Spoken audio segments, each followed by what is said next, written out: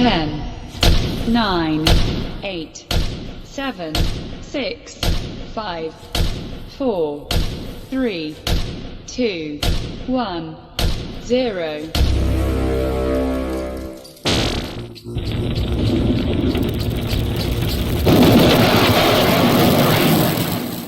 All right, folks, it's good to be back with you. This is Michael Voss, the Dragon of the Southern Tier. Always happy to be here with you to talk about the issues of the day when I get all my equipment working properly, that is. But we're going to talk a little bit because there's just been a lot of news going on right now. A lot of things people don't seem to know or understand that's being pushed out by the media, that's being pushed out by candidates, that partisan individuals that have a very strong agenda. And I want to talk about that because it's important to know what the real facts are. What is really happening out there? What is really going to make you safe? And I want to talk about what's going on in Missouri, what happened in California, what happened in Florida, what happened in Washington State. Because I don't know that you're going to see this in the news. In fact, I am absolutely sure that this is going to be misrepresented in the media because it already is being misrepresented in the media. And a lot of people aren't aware of that. And that's important to understand. Today is Friday, August 9th. And the news from yesterday within the last 2 days has been abundant, that there are a lot of things happening that are being misreported out there. It seems that in Missouri, one of the biggest news stories that I'm hearing about this morning as I'm reading through all the news is that a man in Missouri went into a Walmart armed with a firearm and a bulletproof vest. And this was very, very concerning for a lot of people. Given what's happened in the last week, obviously a lot of people were very concerned. But the media saw an opportunity, and they saw an opportunity to put out a message. And the message is subtle, but it is very definite. And you want to know what that message is? Here are the articles. If you look up Google right now, do a Google search, you're going to find this list. This list are all of the titles, the news stories that are out about the man in Missouri who was arrested for having a rifle and body armor.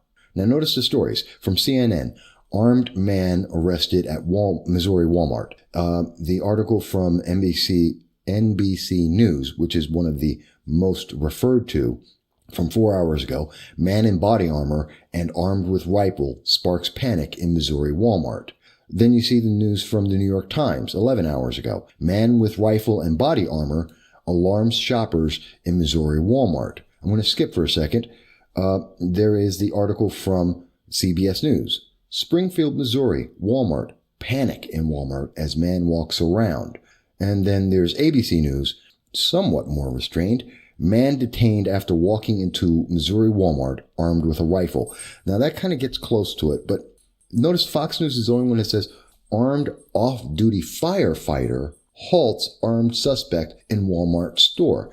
Now, this is the big difference here when we're talking about the Missouri incident. Because from all the reports, if you read through them all, what you will gather is that there was a man who, in the parking lot of a Walmart in Springfield, Missouri, put on some body armor, took out his apparently a rifle, a semi-automatic rifle. No, it's not an assault weapon. It's a semi-automatic rifle. Get it right. And then he walked into the Walmart, got a cart, started walking around, and was videotaping the reaction, was recording the reaction of people on his phone.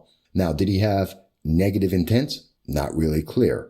Walmart pulled the fire alarm, evacuated people. As this individual is walking around, he is confronted by an off-duty firefighter who was armed with a concealed carry and was held at gunpoint until the police came and arrested that individual. By the way, the guy with the firearm had 100 rounds on him. Now, you're going to tell me, many people who are against the Second Amendment are going to tell me, well, this is an example of what the danger is. This is just another example of what we saw in El Paso or what we saw in Dayton, except it's not. It's not. Very apparently, it's not. Because, one, we had a good guy with a firearm that stopped it. And only one of these articles is featuring the positive, the really important aspect, that a good guy with training, the fireman, the off-duty fireman, stopped someone from potentially causing harm. And that's an important thing. because the rest of them are trying, the rest of the articles, especially if you're looking at MSNBC, if you're looking at CNN, they're trying to emotionally move people. Oh my God, this man, there's a panic in Walmart. This guy, he's causing a problem in Walmart. He's got a firearm. He's armed. This is dangerous. That's not the story. And they're missing the biggest element of the story. How was this guy stopped? No one was hurt. That should be important to have in the story. No one was hurt. No one was attempted to be hurt from all the news reports that are coming out so far over the last 12 hours. So you have to ask yourself, what's going on here? And why aren't they telling you that a good guy with a firearm was protecting the people and potentially stopped an incident from happening? You got to wonder about that. What is the agenda that you're seeing in the news? It's to emotionally manipulate you into being in a panic, because at the same time that this is being reported and the way it's being reported, you're seeing those very same individuals, the far left and the left in the news media, that are promoting gun control, in particular red flag laws that will destroy due process. And I've done a lot of information on that. You can look it up at the MVASS.com website, and you can see that for yourself. I've done deep research, over 150 sources, not including getting FOIA results and speaking to Connecticut, Indiana, several states, reading studies. You can look at that for yourself. But here's something that's not being mentioned in any of the news reports I noticed so far, and something that makes me really question. Because this gentleman was calm. He apparently did not approach anyone in a dangerous way. He wasn't brandishing the firearm, from the news reports I can see, in a dangerous way. And Missouri is a state that has open conceal carry. They have open carry. You can carry a firearm as long as you are not brandishing it in an angry or threatening manner. You can display it as long as it is not in an angry or threatening manner, and it doesn't have to be for self-defense. Now, you say to yourself, well, Mike, what does that mean? What if this person was trying to make a statement? And I think it's in poor taste, and I think it's horrible, and I don't think this is the way you do it. But what if he was just open carrying? What if he was just trying to make a point that firearms aren't dangerous? That inherently having a firearm in a crowded place is not a danger necessarily to anyone. And that we are so subjugated, we've been so subliminally trained to react to a firearm like this is some kind of movie, and that there's always a dangerous intent behind it, that people panic. And he wanted to highlight that. That may be true. He also could be a crazy nut. I don't know. But what I do know is that the biggest element of this story is that, well, the two biggest elements. One, it's an open carry state, and an individual who is open carrying posed no true threat, but people reacted like there was a threat. And a good guy with a firearm took that potential threat and was able to defend people. But you're not hearing that from the news. And you should ask yourself about that.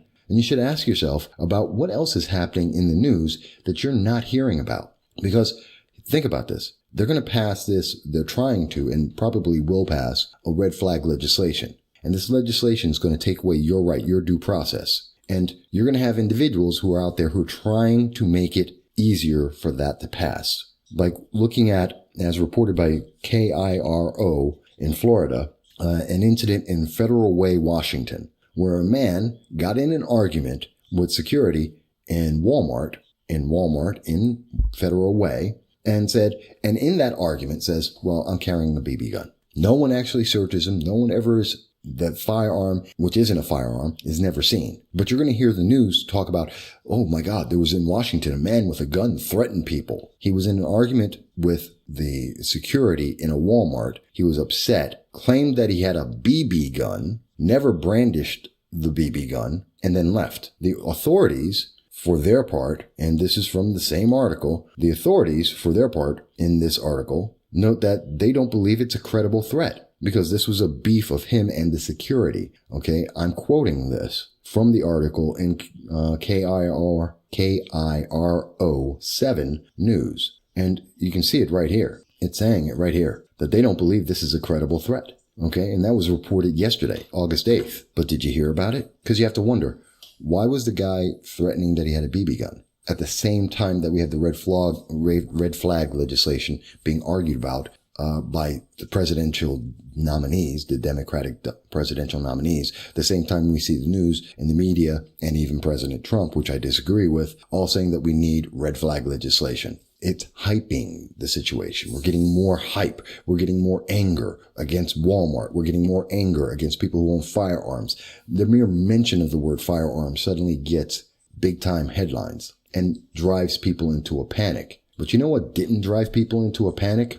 The thing that didn't really get people all up in arms? The fact that a Florida man, oops, I'm in the wrong story. I'll come back to it. That a Florida man drove his golf cart into a Walmart in Florida, which was also last night, as reported last night by KIRO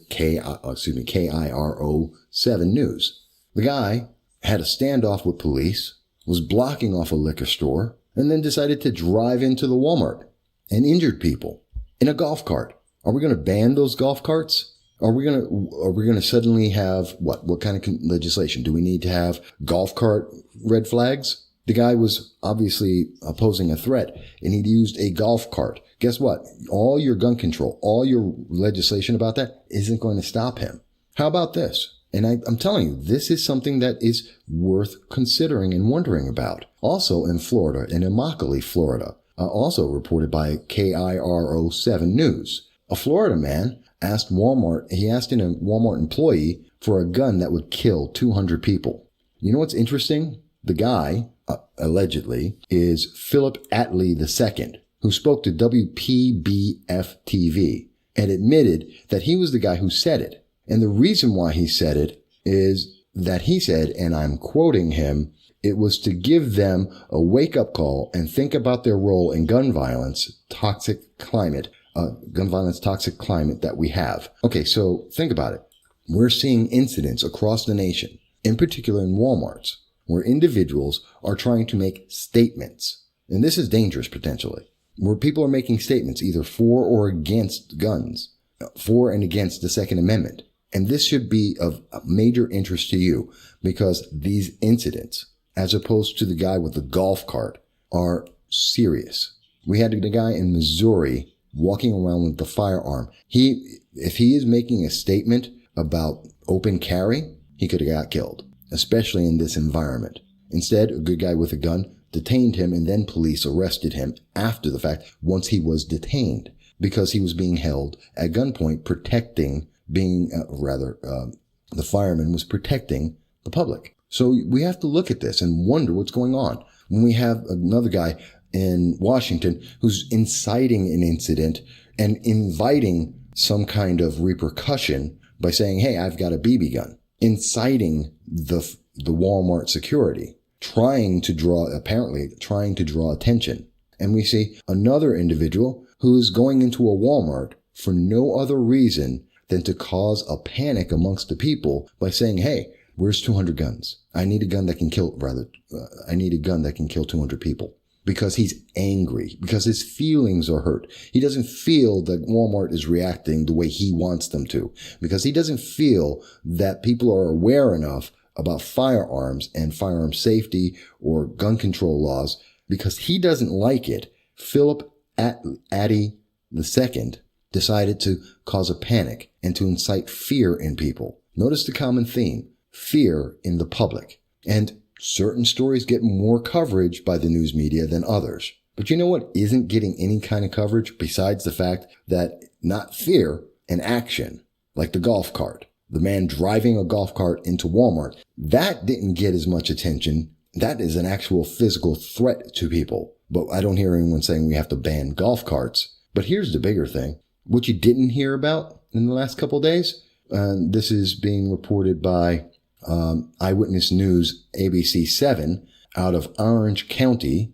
And what's being reported is that a guy went on a stabbing spree. You might have heard a little bit about this. The guy went to several cities, stabbed four people, and he didn't say anything to them.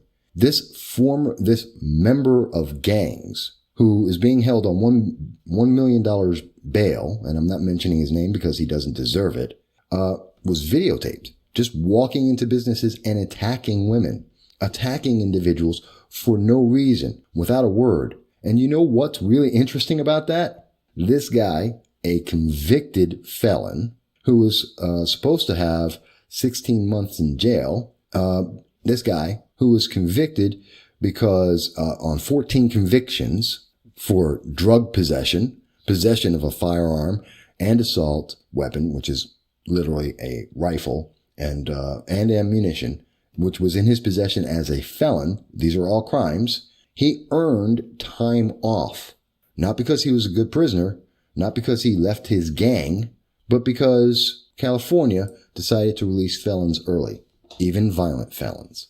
Gee, New York State, do you think that's going to happen to you next? Because New York State is releasing felons. New York State is releasing criminals. And they're saying, well, they're not really violent.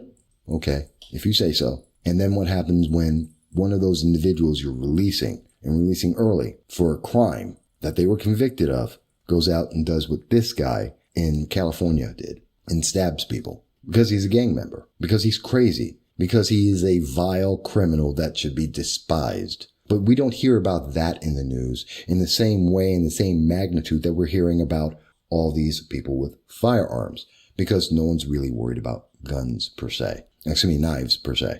Knives aren't a big issue, except for Governor Cuomo now saying undetectable knives are a big issue. What's an undetectable knife? But that's besides the point. I won't even get there. But this is the problem. The fear that's being put up. I mean, we should really be talking about things like what happened in Pittsburgh, Pennsylvania, reported by CBS News yesterday at 3 p.m. that 2 women were fatally stabbed. And 2 women were stabbed, 1 fatally. And I want to be real clear about this. The guy did it in front of a police officer. Let me say that again. I want to be on screen. The guy stabbed 2 women in front of a police officer, one of them fatally. Let's go back to the story. And this is being reported by CBS Pittsburgh. And CBS Pittsburgh notes that that the officer was checking a woman who was sleeping under a bus shelter. She was homeless, apparently. And checking on her and speaking with her, the suspect, and I'm quoting now, the suspect came around his back and struck the woman with a knife. The suspect then turned around and stabbed a second woman. Now, the police officer immediately reacted. But where's the news? Where's the outrage? Where's the craze about that? And here's the important thing. Why is that story where 2 women were stabbed in front of a police officer? Why is that not getting more attention? Why are people not outraged and incensed about this? Because 1, it takes away from the storyline of guns are dangerous. And 2, it emphasizes something. The same thing that it emphasizes when we look at the story in both Orange County, California, and also the story that we see down in Florida. And what is that? What are those 2 things? The one in Orange County, California, and what is the one in the man with the golf cart in Florida? What do they have in relation to the CBS News article? They don't help build up the emotion against firearms that the Second Amendment, anti-Second Amendment advocates have. It doesn't promote the fact, or actually it highlights the fact, that you could have police officers standing right in front of you. The man in the golf cart incident in Florida, police were on the scene when the man drove the golf cart into Walmart. In Pittsburgh, the man was attacking women in front of a police officer. Every single person who tells you that we just need more laws and we just need more police officers, the very same people who don't want more police and think the police are all corrupt and racist, but the same people who are telling you need more government, you need more police, you need more law enforcement, are the very same people who fail to understand that criminals and the evil, deranged individuals don't care. They use knives, they use golf carts, they use guns, they use everything at their disposal to harm people. And while you're being distracted by telling you should be in a panic, you should fear, you should be terrified, and good guys are out there saying, no, I'm going to defend you, and you should be able to defend yourself, people are getting hurt. Because you can't have a police officer at every corner. And even if you do, that doesn't mean you're going to be safe. You can have laws, and that doesn't mean you're going to be safe. You know what might have helped the women in Pittsburgh? To be armed as well. You know what might have helped the women in California, in Orange County, California? To be armed as well. Just like it helped people in Missouri that an off-duty fireman had his concealed carry firearm and was able to defend himself and others. That's something that people don't think about enough. And I think you should. Because you can have the police right there. And that doesn't mean you're going to be safe. People were injured in Florida when the guy with the golf cart ran into the Walmart. People were killed in Pittsburgh because a guy with a knife didn't care that a police officer was there and attacked anyway. The guy in Orange County didn't care that he was being seen on video cameras. He didn't care that the police were tracking him down. That former gang member and ex-convict of the worst sort was on a killing spree and he didn't care. And he didn't need a gun to do this. And you have to ask yourself, are you going to really be safer if they pass another law? There's already 22,000 laws. I've said this many times. There's over 22,000 laws in this nation to restrict firearms. I don't even know how many laws are out there to try and restrict knives. But let me ask you, is that making you safer? Is standing right next to a police officer making you safer? And the answer is no, because evil, vile, criminal, and deranged individuals don't care. They don't care about laws. They don't care about law enforcement. They don't care about you. So you have to care about you. When people say to me, Mike, why do you defend the Second Amendment? Why do you stand up? Why are you an advocate for the Second Amendment? It's because when I look at stories, not the headlines that are being promoted that try and get an emotional reaction from me, not when I'm listening to politicians who are trying to get elected and want to use emotions to get cheap votes. Not that. When I actually look at the news stories and I look at what's going on, I see good guys with firearms that are protecting people. I see that they're like Glendon, I forget his last name, the gentleman who was protecting children last week, like this fireman just yesterday. When I'm seeing good guys with guns protect people, when I'm seeing people defend themselves, women defend themselves from rapists, from murderers, when I see people being able to protect themselves, because when they don't, even having a police officer right in front of them does not guarantee their safety. Yeah, that's why I love the Second Amendment. That's why I believe in the Second Amendment. That's why I am terrified of red flag laws that destroy due process, that punish people without ever committing a crime because someone doesn't feel like they should have a firearm. And then you have to defend yourself after the fact and try and prove your innocence after the fact. After you've been destroyed, your life has been destroyed, your reputation is destroyed, your property has been taken, and you didn't ever commit a crime. We really need to think about this as a society.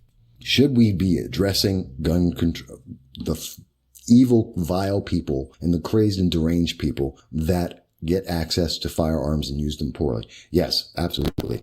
Let's deal with that root cause, which tends to be, from what I can tell, mental illness. Let's deal with that. But to tell me that regular citizens who are law-abiding individuals with training should not be able to have the firearms to defend themselves is stupid. Because without that, what happens in Missouri? Does that guy turn around and suddenly start killing people? We will never know. Does what happens in Pittsburgh? Those women, that police officer, would that guy with the knife keep on killing people? If it weren't for the police stopping the guy in Orange County, who are armed with firearms, would that guy have kept on going? What about the guy with the golf cart? Would it be easier to defend yourself from him trying to run you over if you had a firearm rather than waiting for police to try and catch up to him?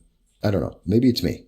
Maybe you disagree with me. Maybe you think that this is all okay, that these aren't incidents. They aren't worth talking about. I think if you're going to have the honest conversation about whether the Second Amendment is important or not, you understand the true nature of what's going on, not the emotional bait that's trying to get votes and trying to take away your rights because someone feels like you don't deserve it. 160 million Americans deserve at least the understanding that no, everyone with a firearm isn't a bad guy. That having a firearm doesn't mean someone's going to die.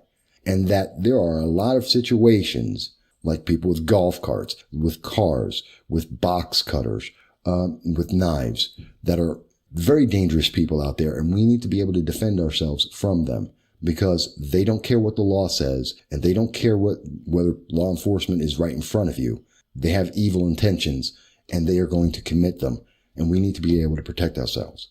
Maybe you agree. Maybe you don't. Why don't you tell me, please? And if you do, if you like what I've said, please like and share the video. Maybe subscribe.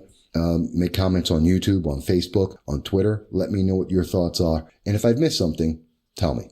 I want to learn. I want to get to a solution just as much as you do. But until then, I got to get to work. So I hope everyone's going to be well, and I look forward to speaking to you again soon.